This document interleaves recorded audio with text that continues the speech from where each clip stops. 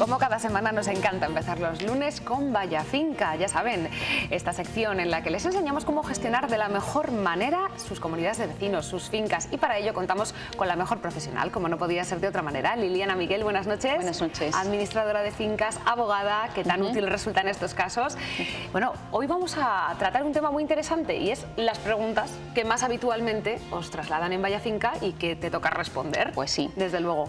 Sí, hoy vamos a tratar pues esas preguntas en las que los propietarios pues tienen sus dudas cuando adquieren una vivienda, pues se preguntan, ¿podemos cerrar la terraza? Por ejemplo. Cosas muy habituales que seguramente que en casa todos hayan pasado por ello y digan, bueno, si yo me da mucho el sol, por ejemplo, y quiero poner un toldo, ¿cómo tengo que hacerlo? ¿Puedo hacerlo? ¿Qué debo hacer? Bueno, pues todo ese tipo de cuestiones nos las resuelven en Vaya Finca y por supuesto esta noche Liliana nos va a dar algunas pistas. Pues vamos a empezar con el cerramiento de las terrazas. Vamos con ello. Pues el cerramiento de las terrazas, si alguien se plantea en un ático cerrar su terraza o parte de ella, o en un bajo cerrar el patio, tiene que tener en cuenta que se trata de una alteración del aspecto externo de la comunidad y que por lo tanto, en primer lugar, tiene que dirigirse a ver la escritura de división horizontal para ver si allí dice algo, si se regula, si está permitido o prohibido.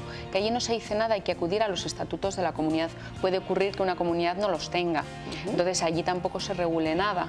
Entonces ya lo único que le queda es acudir al presidente y solicitar que se celebre una junta de propietarios a tal efecto, es decir, que en el orden del día se establezca solicitud de propietario de tal vivienda para la instalación o para el cerramiento de una terraza. Hay que tener en cuenta que para realizar el cerramiento de una terraza hay que tener por un lado el permiso del ayuntamiento y por otro lado el acuerdo de la comunidad, que en este caso tiene que ser por unanimidad, ya que supone la alteración de esa configuración inicial de la comunidad. Entonces, hay que tener en cuenta varias cosas. Imagínate que un propietario ya tiene hecho el cerramiento y resulta que, sin embargo, acudes a las actas y no está aprobado, es decir, lo ha hecho sin el consentimiento de la comunidad. Bueno, pues si la comunidad no ha realizado contra este propietario ninguna acción y le ha obligado a suprimirla, existe entonces una aceptación tácita. Y por lo tanto, si yo voy en segundo lugar a colocar esa terraza o hacer ese cerramiento, no me pueden negar la instalación, efectivamente. Si ya, por ejemplo, existe esa aceptación o ese acuerdo en el que nos admiten la instalación o el cerramiento de la terraza, ya no es necesaria una segunda reunión. Ahora ya solamente hay que acudir al presidente y comunicárselo. Entonces, estos son así las pinceladas más importantes en cuanto al cerramiento de las terrazas.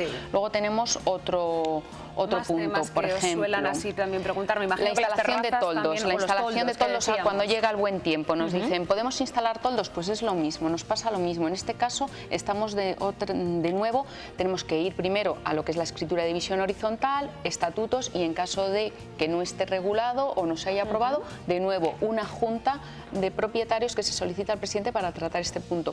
Y en este caso también se exige unanimidad, pero se está flexibilizando la postura de los tribunales y nos están admitiendo la instalación de toldos sin unanimidad, solamente exigiendo la mayoría cuando se dan unos requisitos, si es que no se instalen en la fachada principal, es decir, si se instala, por ejemplo, en una fachada posterior, que además no sea de grandes dimensiones, que aunque sea anclado se pueda retirar ese anclaje. Llegado un momento que... Efectivamente, y que además no afecte a la seguridad de las viviendas de los pisos de arriba, ya que pueden utilizar ese toldo de paso hacia la vivienda de arriba. Si esto ocurre, entonces no. No se podría... Es unanimidad.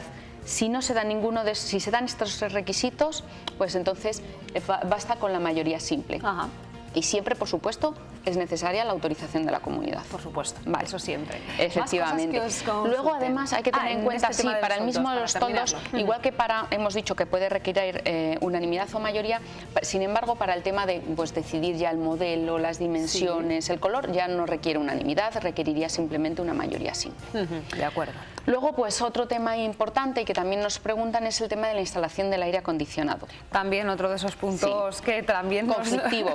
Trae problemas muchas veces. Efectivamente, pues estamos en el mismo caso. Primero hay que acudir a la escritura de división horizontal, si no dice nada a los estatutos, y si no dice nada, de nuevo a la Junta. Hay que solicitar al presidente esa Junta. También es cierto, en este caso, como puede afectar a fachada principal, pues necesitaría la unanimidad.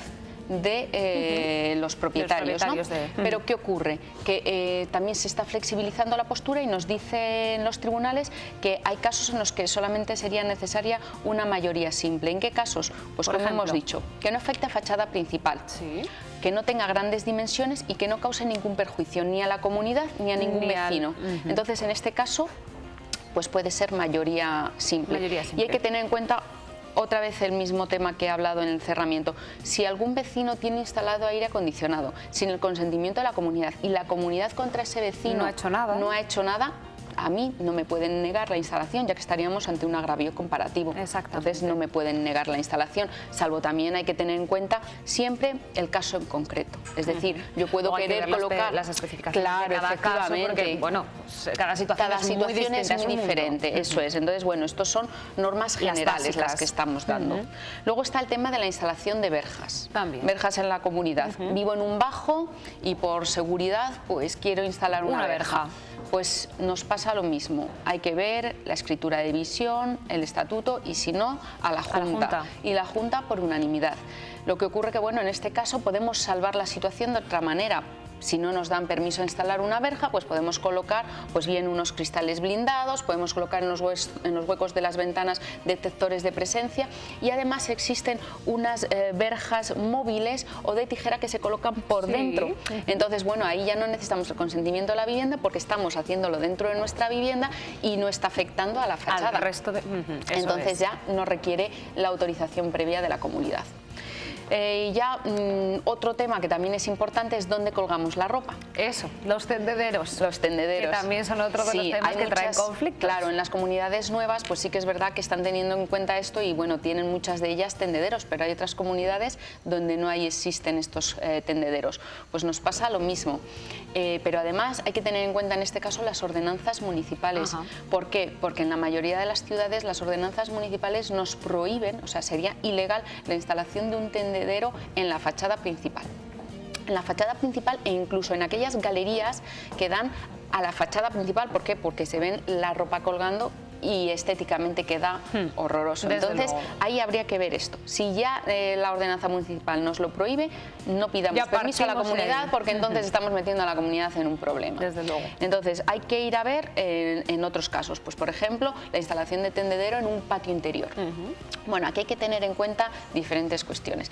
Si el patio interior es un patio de luces que está orientado al recreo o que es un patio donde hay zonas comunes, pues ahí tampoco se puede instalar un tendedero. Entonces hay que ir a tu casa, poner un tendedero en una habitación y no queda otra. Sin embargo, en los que llamamos tendederos o patios de luces, aunque efectivamente como patio de luz estaríamos quitando las luces a un vecino, sí que la norma está siendo permisible y nos están dejando instalar los tendederos en estas comunidades, en estos patios. Pero bueno, por habría que ver el caso también. Efectivamente, y por permisibilidad, bueno, pues de cara a lo que es la convivencia, es más importante a lo mejor colgar la ropa que en una vivienda haya un pelín más de luz, porque realmente los patios interiores muchas veces son tan pequeños que realmente esa labor de luz tampoco da. Y luego, como último punto que me gustaría tratar, es una cosa muy importante, es el tema de la reparación de las terrazas. También importante, sí. ¿Qué ocurre con las terrazas? Pues hay que diferenciar las situaciones. Hay terrazas que son privativas, entonces ahí no hay nada que hablar. Reparación, mantenimiento, conservación le corresponde al propietario. Al propietario en cuestión. Efectivamente. Y ahí está. Eso es. Ahí no, hay problema. Casos. Luego están las terrazas que son comunitarias y que además son de uso comunitario. Ahí tampoco habría problema, porque le correspondería en todo caso su mantenimiento y conservación y reparación a la comunidad. Pero luego está el caso conflictivo, que son terrazas comunitarias de uso exclusivo y excluyente de un propietario. Aquí siempre la cuestión es, ¿a quién le corresponde la reparación? Pues hay que diferenciar. Si es mantenimiento o limpieza, le corresponde al propietario. Que es el que lo está utilizando. Imaginemos un adoquín, un terrazo que se despega.